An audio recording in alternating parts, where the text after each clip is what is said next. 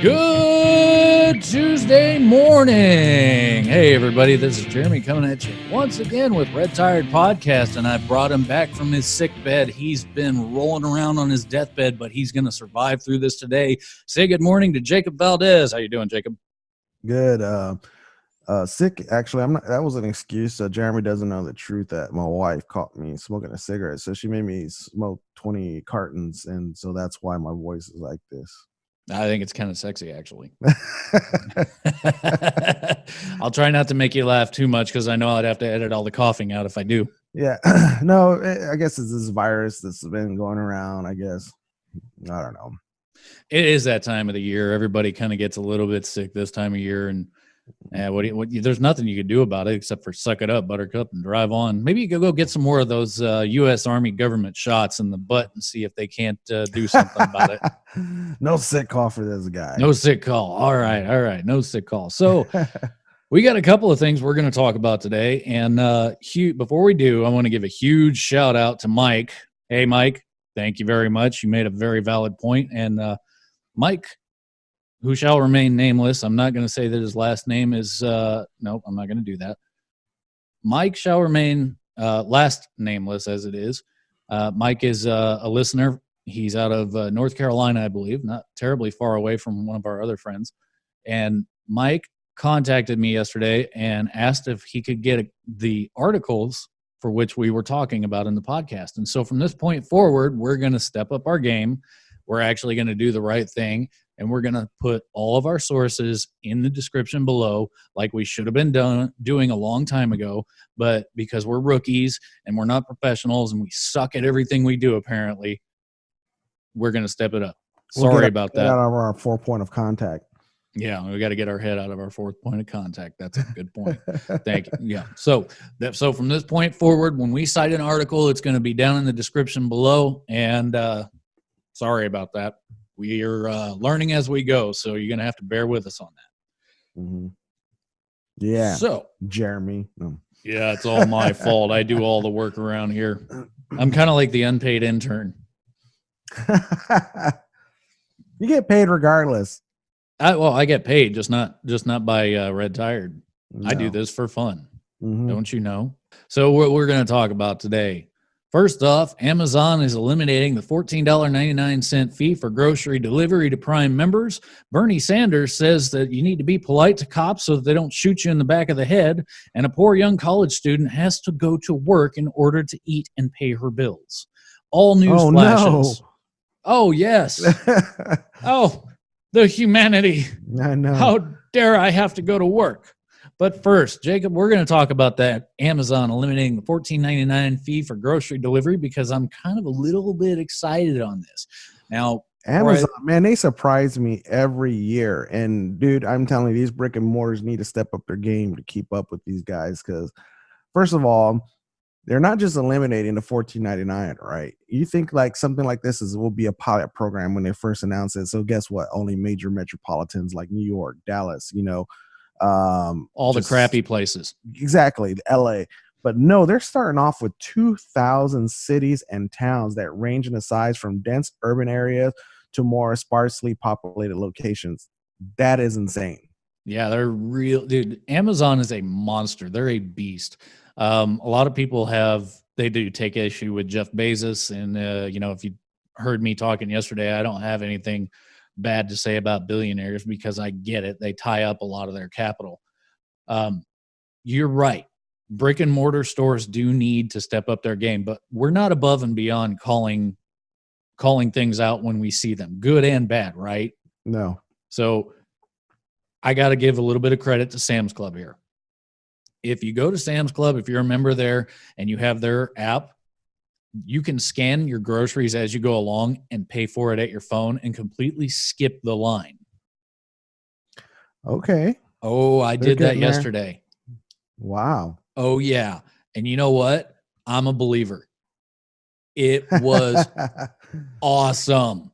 It was fantastic. Sam's Club, you've done something amazing. I don't give feedback for like apps and things like that very often, but this was so good.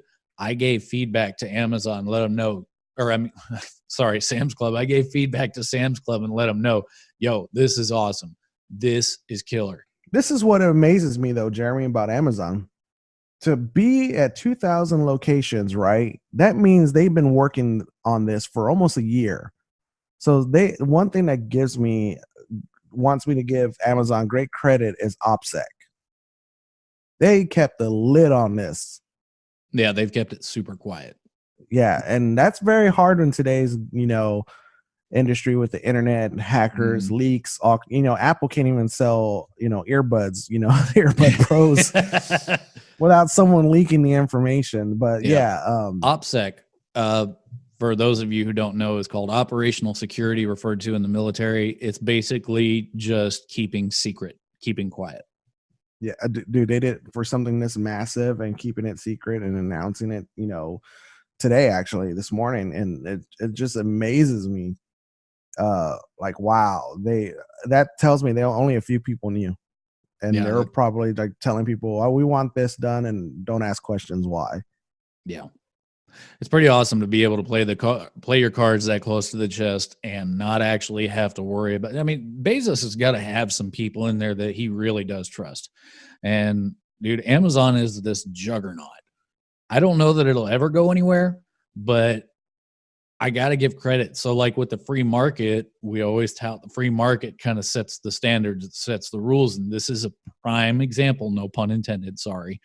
This is a prime example of Amazon setting the rules, and all of these other competitors are really stepping up their game. They're saying, oh man, like there's something to this. We need to step it up. Mm-hmm.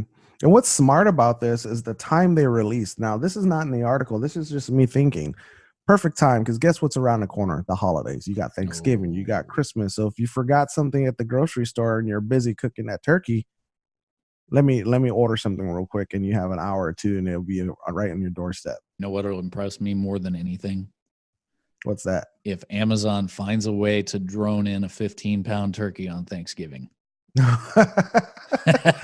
watch them launch that a week before Thanksgiving. Guess what? Boom, we could drone turkeys to your doorstep. Bro, cooked. You'll have a customer for life. Are you kidding me? Emergency turkey coming in via drone. It's coming from Dallas. It's going to make it to my house. We're good. Yeah, that is insane. That would be awesome. So, any luck with this whole new Amazon feature making it to my smaller city? I don't know. I guess you have to check. You can look in your Amazon account to see if it is available in Abilene. I'm gonna have to do that. I know what I'm doing right after this podcast. Yep. See if you can take advantage of this, because you are a Prime member, if I remember correctly.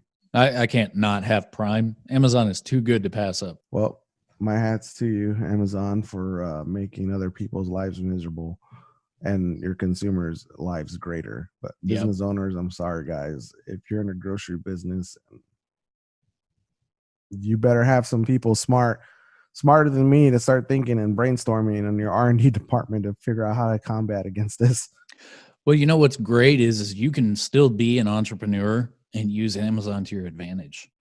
You can sell on Amazon. You can be it doesn't take anything. Any moron with a driver's license can sign up for it. And I know not every moron has a driver's license. Let's not go there. We don't need that crap today. That sounds like some voter fraud stuff. But if you've got a driver's license and you've got even the slightest hint of how to use the internet in 2019, which by now you should know, then you can sign up and you can sell your stuff on Amazon and you can make money off of it. And they're just making it easier for the entrepreneur. That's all they're doing. Anybody can do it. One thing they're not making it easier for consumers is Apple with the earbuds, man. Earbuds Pro, like, you're selling me the exact same thing that's more expensive. Well, see, here's the deal. First off, I'm not going to spend $250 on a set of wireless earbuds. That's just dumb. Mm-hmm. Well, I will give credit to Apple for one thing, is they finally fixed their stupid AirPods. Where I won't give credit is they increased the price by what, $100? How much did the original AirPods cost? No, it was like 150 or something like that, or 100. What's the 150 when they first released? I don't know what their prices are now. Let's just find out, shall we? But we should do the same thing, but charge people to listen to our podcast, and we should be called Retired Pro. But don't do anything different and keep the show the same.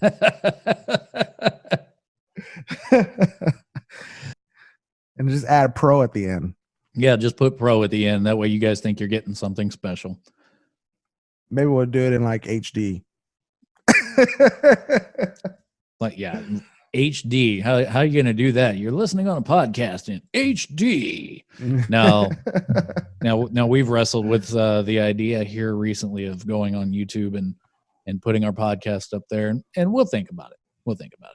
But for reference, back to the AirPods, they start at $159 for the originals. So they're exactly $100 more. They are $90 more. Oh, excuse me, I'm $1. Yeah. Now, no, you're $10 off. But here's the difference is with the pros. So they actually now fit in your ears the way that they're supposed to. So they're not just for people who have a certain kind of ear. They actually sit in your ear. I've tried the AirPods out. They just fall out of my ears. I don't know if I got weird ears or what it is, but they just don't work for me. But also, you get the wireless charging case included. Oh. For only $90 whopping more plus tax. Sorry, Apple, this is dumb. You're supposed to be making your products more consumer friendly. And listen, I'm a budget oriented guy. Okay. I'm not buying this. So stay tuned to Retired Pro. That's all we're saying. Yeah, keep your eyes peeled for Retired Pro, or we charge you more and give you the same crap. So what's up with Bernie Sanders, man? What is he? Is he Bernie Sanders Pro now? No, he's still a jackass despite the despite the heart surgery, and he's running. I guess he's running on still 10% worth of brain. Is he a specimen of the $1 million man? Not as far as I know. Actually, I think Ron Paul a couple of years ago had both of his knees replaced and went back to work like 2 weeks later and did something similar. We have the money. We have the technology. Yeah, I would give him a lot more credit because he's actually been rebuilt from the knees up. Bernie Sanders has been a career politician and done absolutely nothing in his life. And as we're going to show you in this clip, he's still doing absolutely nothing, with the exception of a little bit of pandering here. So instead, let's listen to this clip. I want you to enjoy this. If I'm your son, what advice would you give me the next time I be pulled over by a police officer? Next time you pulled over by a police officer, TikTok. I would do my best to identify who that police officer is in a polite way, ask him or her for their name. I would respect what they are doing so that you don't get shot in the back of the head. But I would also be very mindful of the fact that as a nation, we have got to hold police officers accountable for the actions that they commit. All right. That's enough of that crap. So, did Bernie make any valid points? No. Besides, he's very scared of being shot in the back of the head. Apparently so. And that's cute. Now, I agree with him on one thing. There certainly we need to have police held to the same standards and laws and practices as everybody else. That's why we have a little thing called internal affairs. Yeah. So it's not like we just don't have internal affairs, right? But he gave solid advice up to that point. He's, up till the point where he said, so they don't shoot you in the back of the head. All right. Now, for some people may not be aware of this, so I'm gonna kind of explain this, where this shooting in the back of the head thing came from. About 2 years ago, there was an instance that occurred in Fresno, California. The footage of this situation only surfaced a couple of days ago, but there there was a young man who was running from the police, and the police, one of the police officers pulled his pistol out, his service pistol, and shot at the 16-year-old, and it hit him in the back of the head and killed him. I think Bernie is trying to reference that, since it only came out a couple of days ago what had happened, and the video was actually brought to light. The young man who was killed, his name was Isaiah Marietta Golding. And again, this occurred in 2017 in Fresno. But the thing is Sanders is saying that the nation needs to hold officers accountable for their actions, which I don't think anybody, would argue. The idea that there's bad people everywhere is a real issue that we deal with. There's bad people at the grocery store. There's bad people that probably work at Amazon. Jacob, you ever run into any bad people in your life? I work with one and retired. No, but yeah, you're right. They're everywhere. Like, as soon as you step out your door, you don't even know if your neighbor could be, a predator. Yeah, it's crazy. Right. Unfortunately, our world has come to that. But yes, you are correct that there's bad people everywhere. There are. You run the risk of running into people no matter what field of employment they have. I'm sure there's bad firefighters. I know there's bad teachers. I know there's bad administrators. There's bad grocery shelf stockers. There's bad cashiers. There's bad gas station attendants. There's even bad podcasts. I know that's a shock. People everywhere have the ability to be bad in their decisions. Why are we only focusing on this one thing with the police of all things? We're talking about people who are literally sacrificing themselves day in, day out. They're working the holidays. They're working the 12-hour shifts. And what credit are we giving them? None, because one bad apple did something. Wait, if I can quote Ilhan Omar, because somebody did something. It's that cancel culture. You don't get to cancel the police. But that's we're using the same tactic as they do anyone else. If you don't agree with me or follow my bad ways of policy, you're wrong. Even the police that are there to serve and protect. You're racist. That's the argument now, right? Yeah. How dare you have a different opinion than me that you're racist? That's not how it works. No.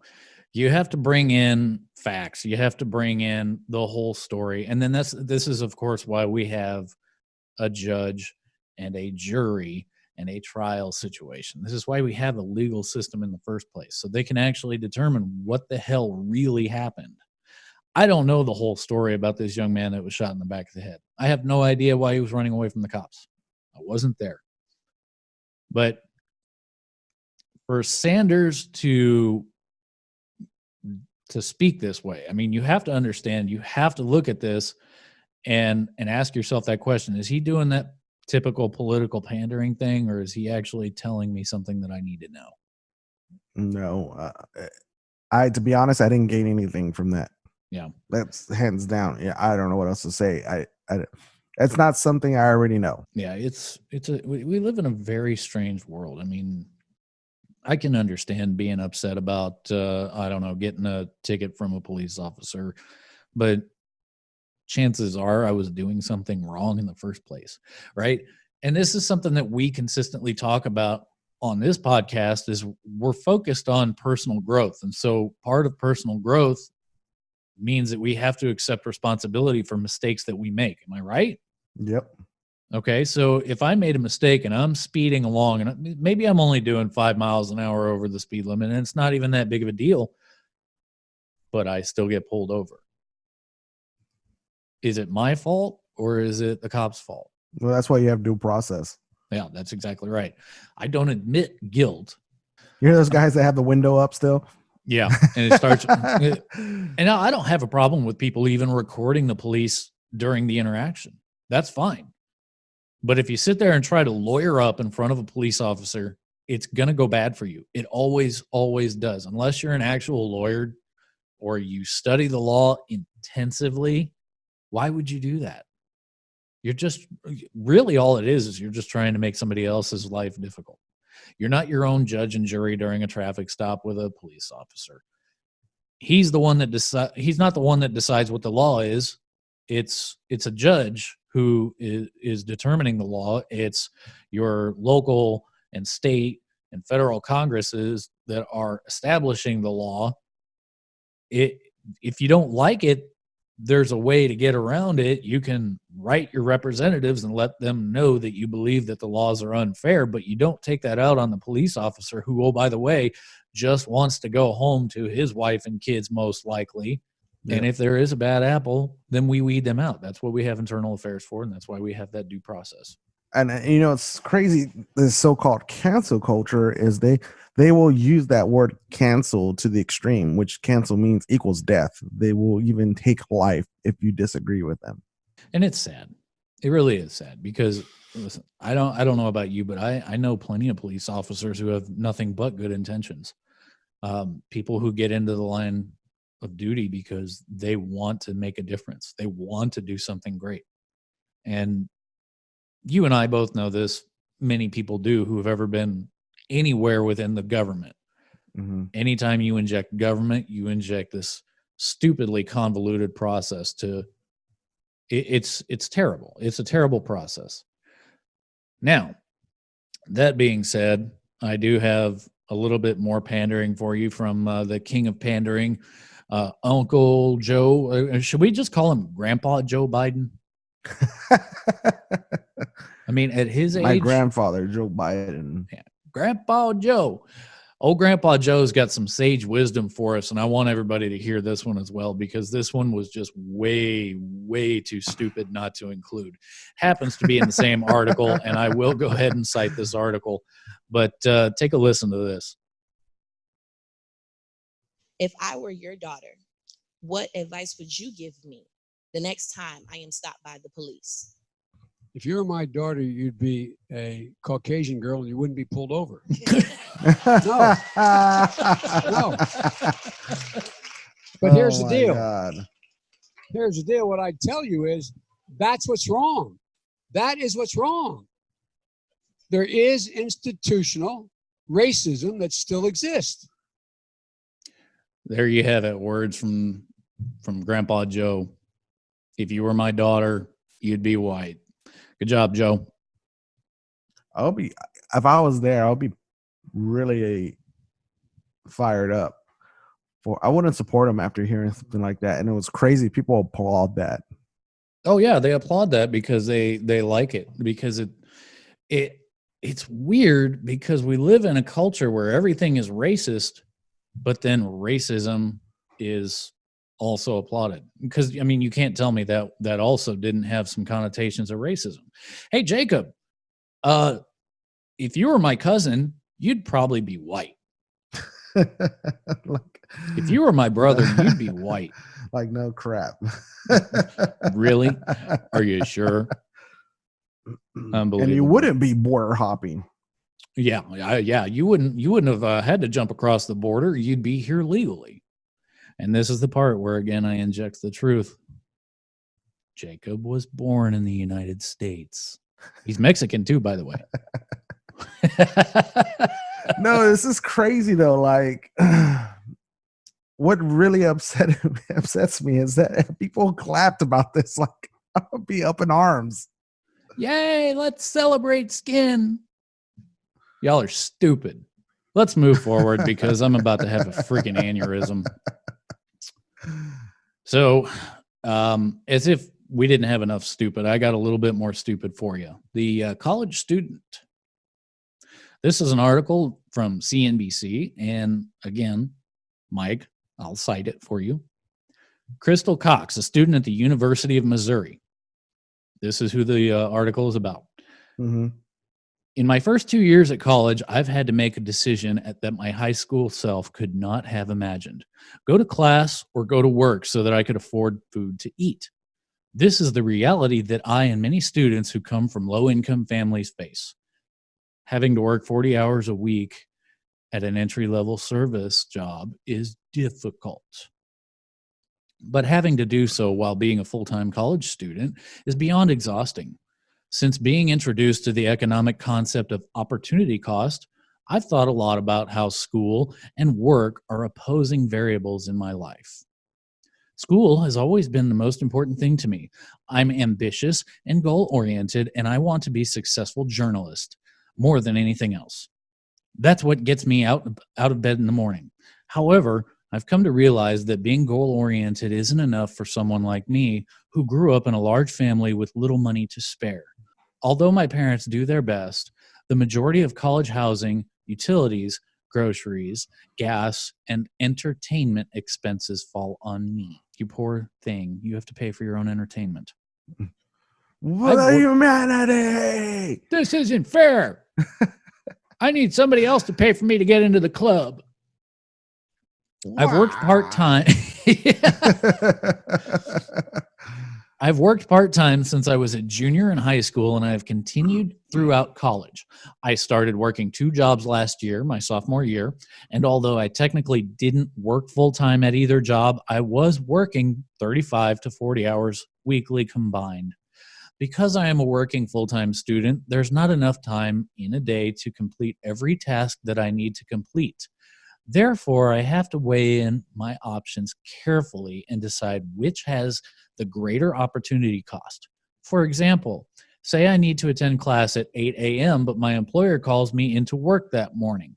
I know that I could use the extra hours at work because my utility bill this month is over my budget, and it would help me to break even.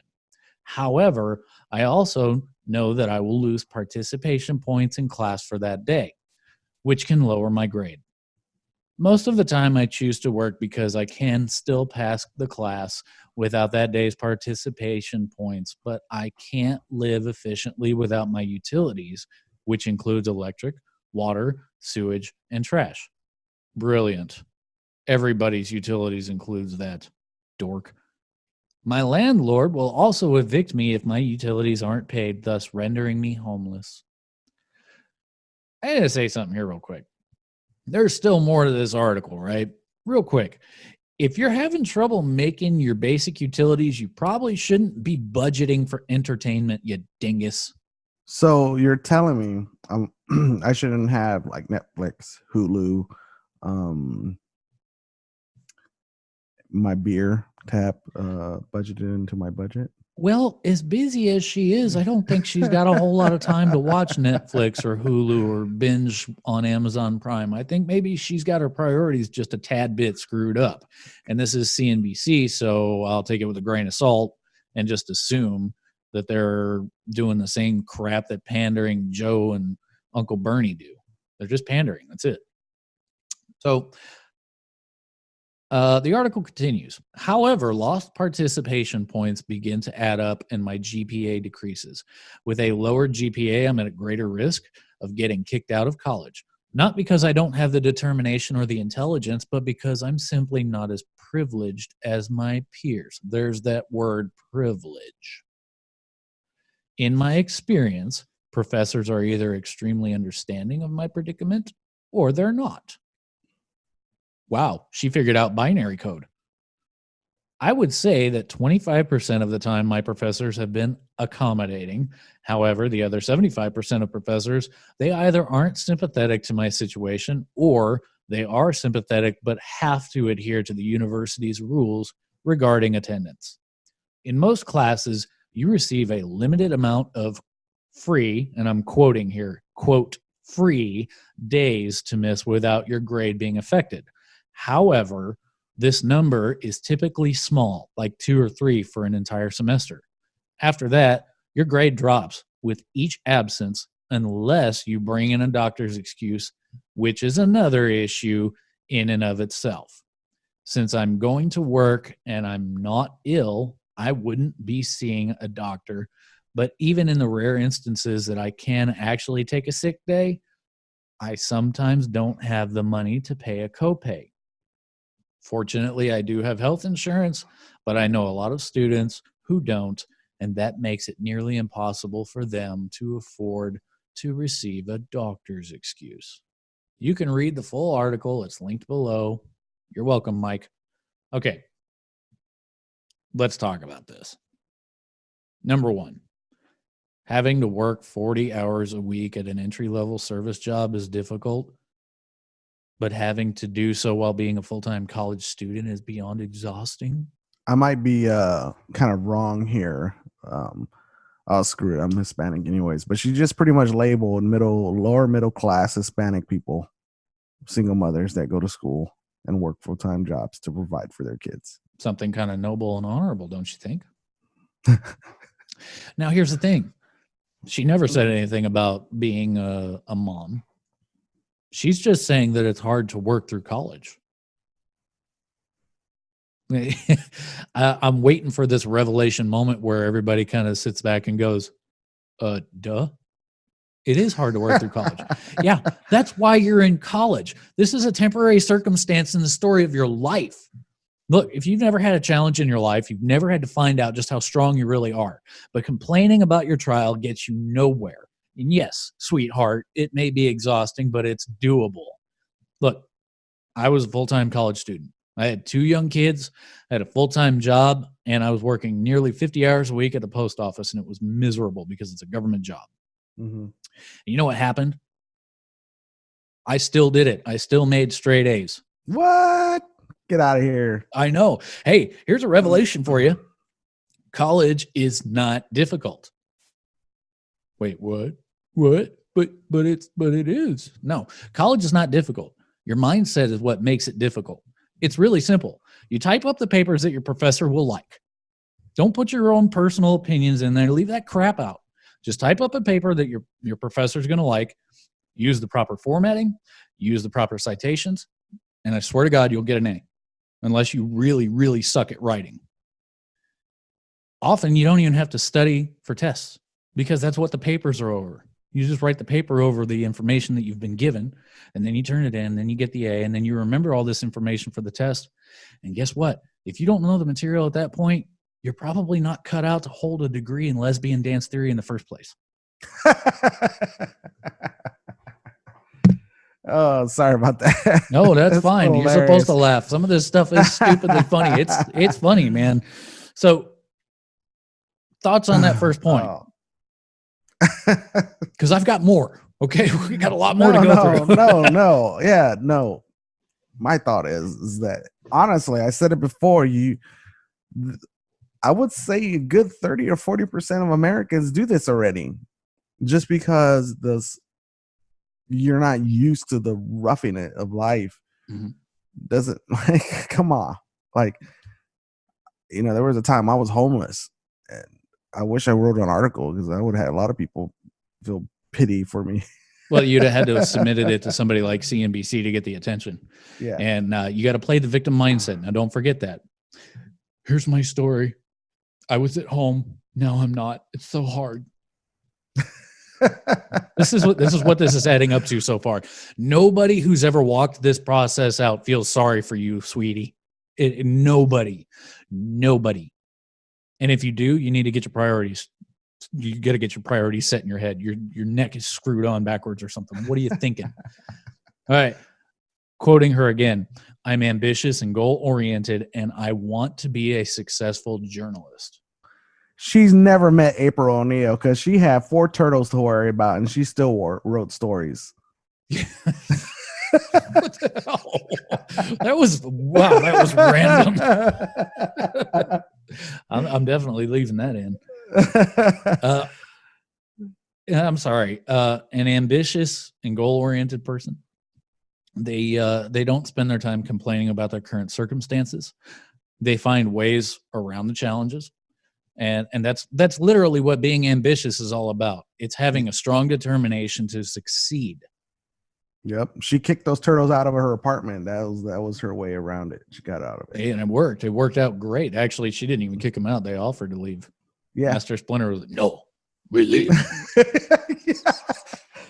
No, but no. Seriously, like, come on, lady. Like, seriously, like, actually, she needs to read a story, and it's called Brain on Fire. Mm. And such an amazing book, but it's about a journalist that's going through a harder time than she'll ever go through because she had a very rare illness that her brain was pretty much swelling, Mm. and she was going through all these difficult things that she was going through in life. But guess what? She found a way. She wasn't determined on the first doctor, the second, or the third, saying that, oh, it was nothing, or you're stressed or whatever, living in New York City. No, she continued to work and still find a solution for her medical issue. No excuses. Yeah. You know what this girl's trying to do is she's trying to become a modern day martyr, like maybe she's trying to become Anne Frank of 2019, or Helen Keller. Look at all these things that I have in front of me that I'm just so hard. What? Look, Helen Keller, man, that girl had it hard. You are just as privileged as the people that you're talking about right now. And you want to talk about ambition. Look, an ambitious person probably wouldn't be taking the time to bitch about their current circumstances to CNBC. Mm-hmm. You can't have it both ways. Oh, and another thing, she wants to be a journalist? Spare me. I think I'm going to barf. I was starting to think, like, she only did this article so that she can get her name out there with all these big media outlets. You want to be a journalist? I mean, you're certainly qualified because you're full of shit. And before I forget, it's Susan Callahan. She actually wrote this book on her notes on her descent to madness and her way out of it as well. Okay. Yeah, great book. They made a movie out of it. I've never seen the movie, so I can't tell you if it's good or bad. Is it an autobiography? Don't know. Okay, well, if you want to know about real grit, determination, Google the book, or maybe we'll Google it and put it in the link or something like that. You're welcome, Mike. So, but you have to understand how to overcome adversity if you want to get anywhere in life. Like, this is cookie cutter stuff, sweetie. I'm gonna quote her again. Okay, so, but even in the rare instances that I can actually take a sick day, I sometimes don't have the money to pay a copay. Fortunately, I do have health insurance, but I know a lot of students who don't. Did you just admit on a national scale that you advocate getting a fake doctor's note in order to get a freebie from your professors? She could have. I'm starting to. I'm guessing she hasn't taken an ethics class here, because since you want to be a journalist, you probably don't know anything about ethics. But you don't go to the doctor for a fake note. And I can't believe that I have to say this. You're a freaking adult. Grow up. Yep. There's more, okay? This is like, it's not over yet. It's not over yet. So I fast forwarded through a lot of the article, and like I said, if you want to read the whole thing, it's in the link. You're welcome, Mike. And here are 3 things. This is what she says. Here are 3 things that I would love to see implemented at universities to help students like me succeed.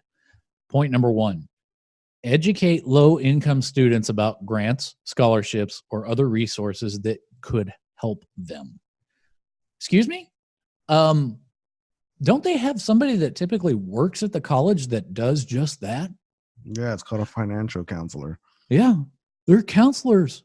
Duh. Probably doesn't have time for that for working. No excuse. Listen, if you no, there's no excuse. You got to think about this. Listen, if you can, yes, I think it's like one of the first people that you meet at the university, because the one thing the college is sure of, they want their money. Yeah, that's the first thing you're supposed to do. And I get it. You don't want to take out college loans, so you're working, and that's amazing. But here's the thing: you're spending money on entertainment that you don't need right now, and you're saying that you don't have enough time because you're working 40 hours a week and you're a student full time. You don't have kids. You didn't cite any of that. A MacBook. She probably does have a MacBook. Freaking loser.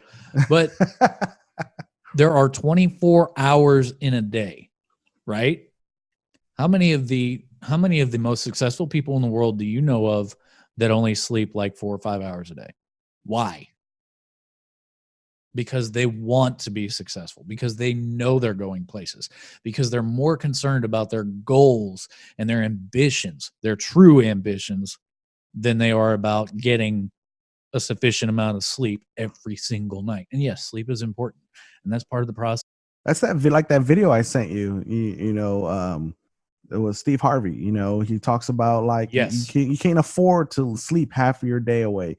You can't afford to wake up at 8 in the morning, especially if you live on the Central Coast or even the West Coast, because by then you already lost an hour or 2 hours while people have been awake, trading already in the making stock market. Yeah, and changing the future of your life. And your ass was asleep. Yep. And one thing I am so grateful of many other things that the military taught me, is being a morning person and waking up early. Yep. And not griping it because I didn't have my luxury 13-hour nap or whatever. Yep. We've got a mission to accomplish. Get your ass up and get moving. Yep. The second point that she draws attention to: modify attendance rules so they don't discriminate. You hear that word again, discriminate. Modify attendance rules so they don't discriminate against low-income students who work. Possibly a system that accounts for how many hours a student works a week and allow more, quote, free days. You know, it's crazy. I think even if you work and you don't add in your parents' income because you're no longer living with them, especially if you're in college, you know, you shouldn't be living with them, because I think that's a good time for you to develop as an adult. But you can still apply for FAFSA without actually pulling out student loans and just see if you qualify for the Pell Grant. That's $6,000 max, I think, a year. And how much effort does it really take to write up an essay for some grants? Maybe if you want, depending on how lump sum the grant is, and you want to make sure you do your 110%, I'd give it an hour. I coached a guy a couple months back. His son was going to college, just starting this year. And the student aid or loan program or whatever it was that they were trying to push for didn't go through the way that it did because they made too much money or something, blah, blah, blah. I said, then his new full-time job is sitting down and writing essays for all these grants. And I Googled it and I found a monster list of grants that this kid can apply for. $500 there, $1,000 here, $500 there, $2,000 there. If he wrote grants and sent all those essays out for these grants, and he only got let's say he only gets 5% of them at $500 a piece or $1,000 a piece, you know, you're talking $2,500 to $5,000 just for getting a couple of. That's free money. It's free freaking money. And also, veterans, if you're out there listening and you want to know about free money and you're a Purple Heart recipient, there's also, the Purple Heart Association, they have scholarships, and it's the max is up to $5,000.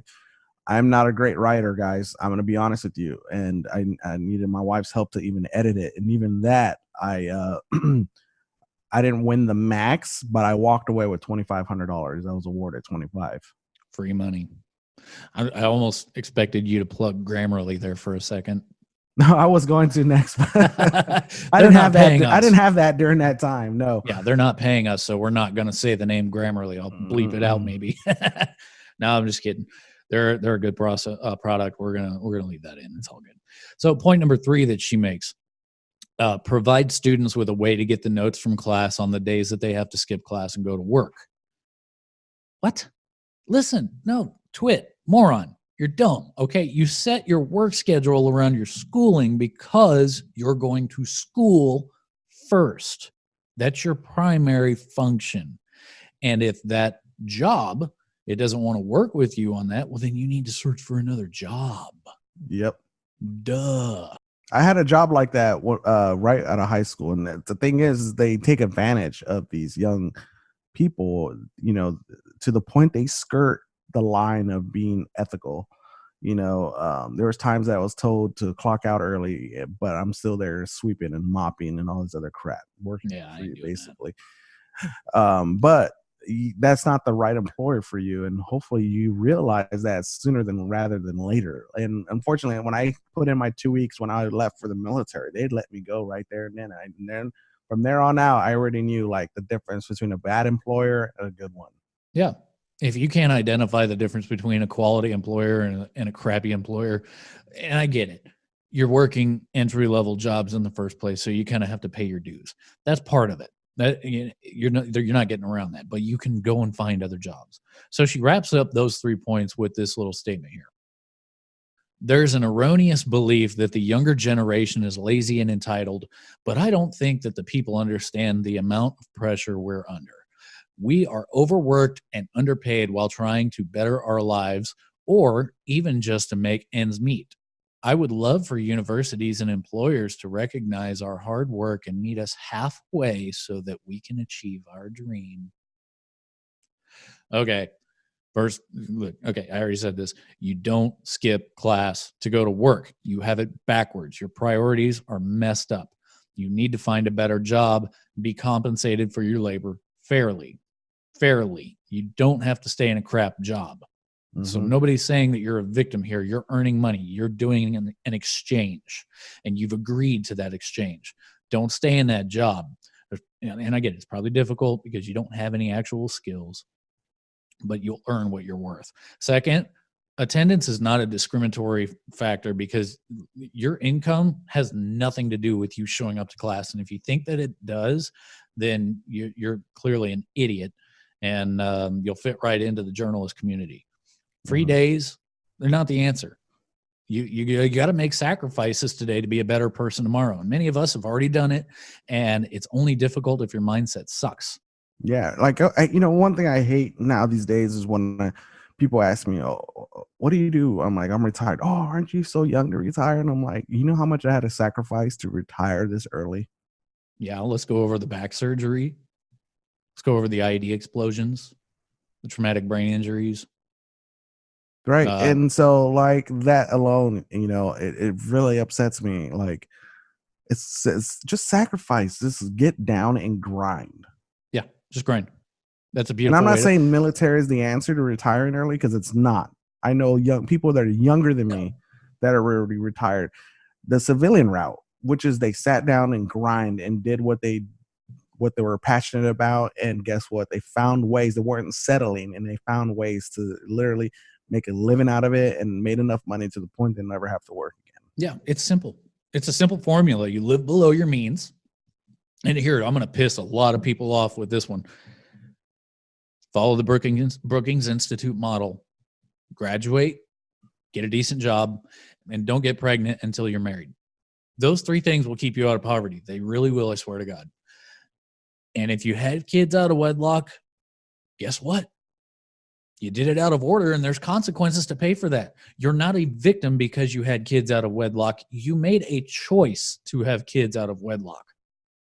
You made a choice to bring them into the world in a secure fashion. And no, I'm not going to get into the abortion issue again, because that's a whole different can of worms. No, I understand where you're coming from. You're not talking about the abortion. What you're talking about is planning, financially planning. Yeah. And that's one thing a lot of people are not doing anymore. Like my wife and I, we planned it to the T. Like, all right, we're going to save up money.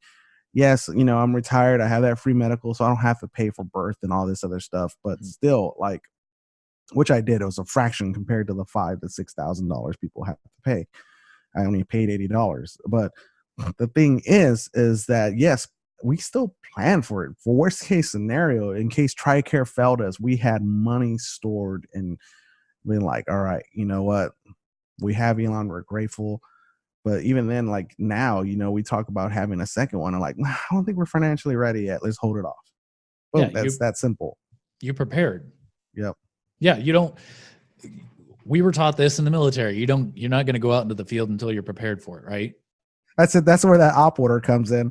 Yeah, that's why they post those things. They put an operation order out there and let you know, hey, we're getting ready to go out to the field. So make sure your gear is serviceable. It's ready. It's clean, because it's going to get unserviceable. It's going to get unready. It's going to get dirty.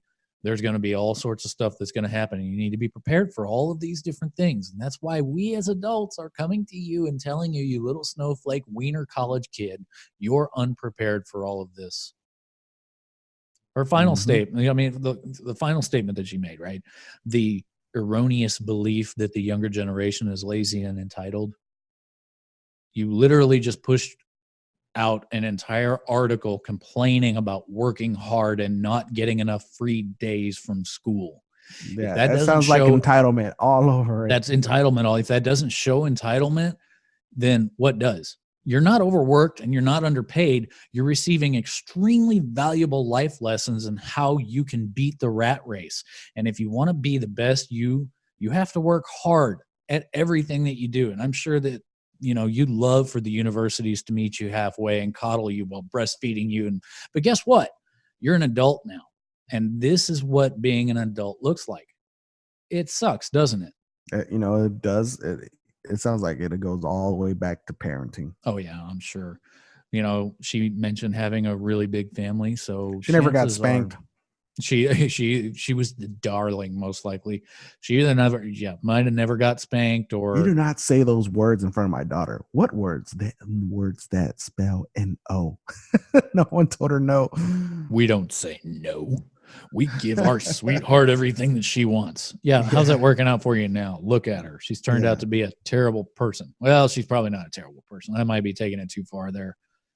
But yeah. The old saying goes, tough times create soft people. Soft people create tough times. You just said exactly what I was about to say. Oh, my bad. Sorry. No, it's fine. No. The great minds think alike. And so do ours. I just got that. Man, but here's the thing, Jeremy. How do you fix this? Does it really go back to the core of what I just said about parenting, or? I think this is a large failure on the parents, but I can't say that 100% because they maybe have had some kind of a position where they thought that they were legitimately telling her the correct stuff. Because we were the generation that was told, if you want to be successful, you got to go get a college degree and then you'll get a good job. And that was the biggest lie that was ever sold to mankind. Mm-hmm. And if you doubt, there's a great book by Robert Kiyosaki called Rich Dad, Poor Dad. It explains all of this stuff. And a good job with good benefits is not the end all be all. It's a starting point. If you really want to be successful in anything that you do, you have to start with a good job and good benefits. You've got to have kind of an entrepreneurial mind, and you've got to kind of dig a little bit deeper and shoot for something a little bit bigger and a little bit better. Because, do you really want to spend 30 years of your life sitting there folding little napkins in those factory days, those Walmart cashier days, as we talked about earlier with the Sam's Club, and I can check out and don't have to interact with an angry cashier? Those days are going away, whether you like it or not. They're being automated away. So you have to be the best person that you can be. Mm-hmm. That being said, best of luck to you in all your endeavors there, Alice. I don't know if that's your name, but that's what I'm going to call you because you sound like an Alice. That kind of goes back to what I was doing some research right now, and it kind of reminded me of what you're talking about. One thing that really bites us back in the butt is that one thing when we were growing up, we were told by our parents, we want to give you everything that we never had, right? Yep. I grew up with a single mom, and she tried her best, and it didn't work out. But that kind of goes back to what it reminded me of the show Last Man Standing. I don't know if you're familiar with it, with Tim Allen. Yeah. But he brings up a point there. He says, yes, and that comes back and bites us back in the butt because we gave you everything that we never had, and now they're taking advantage of it. And I think that's kind of like how it goes. They thought now, oh, I'm privileged and this and that. And I think kind of like, all right, why don't we, instead of giving them everything that we never had, have them work for it? Mm-hmm. And it kind of goes back to Daryl Lyons. I interviewed him back when I had a podcast prior to this. And one thing that really stuck in my mind is that with his son, he makes them work for everything, and listeners, if you don't know who Daryl Lyons is, he's one of our guests in one of our first episodes that we've had here on Retired. He lives pretty much the Dave Ramsey style. He's a millionaire. He's kind of the example of the millionaire next door. I've been to his house. You'll never know that he's worth more than $1 million. And he's got a great book out you should check out too. Yeah. Shameless plug. Great. Yeah. But he brings up a good point. He's like, hey, my son will never know how it is to live as a rich person because I'm having him work for everything. Like mow the lawn if you want this and that. And he teaches his son how to save. Because I remember he texted me not too long ago saying, hey, what's better, PS4 or the Switch? I had my son finally saved enough money to purchase his own.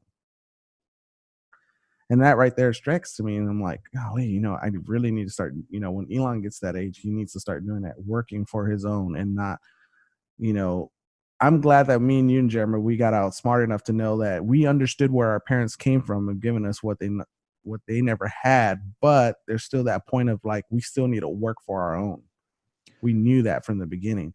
And unfortunately now with these kids and everything so digitalized and they don't play outside anymore and all this other stuff is just, I think that's gone now. They expect it now. Mm-hmm. And that's unfortunate. Well, you make a very valid point. I have to say, though, I don't think that my parents ever really gave me anything because I did grow up pretty poor. We didn't have a whole lot. Matter of fact, I lived in the trailer park. And I have no problem saying that because if you look at my, you know, my bank account or you look at the way I live today, you would never think trailer park. But I'm just a redneck in a white collar town now. Yeah. But and there's a lot of things my parents never gave me. And you know, one thing that I wish that my parents had given me. What's that? Some freaking push-ups. Is that it? To go. It is time to go. Oh man, I had a whole nother hour worth of stuff. Oh well, then we'll do that tomorrow. No, all right, ladies and gentlemen, until next time. Have a great day.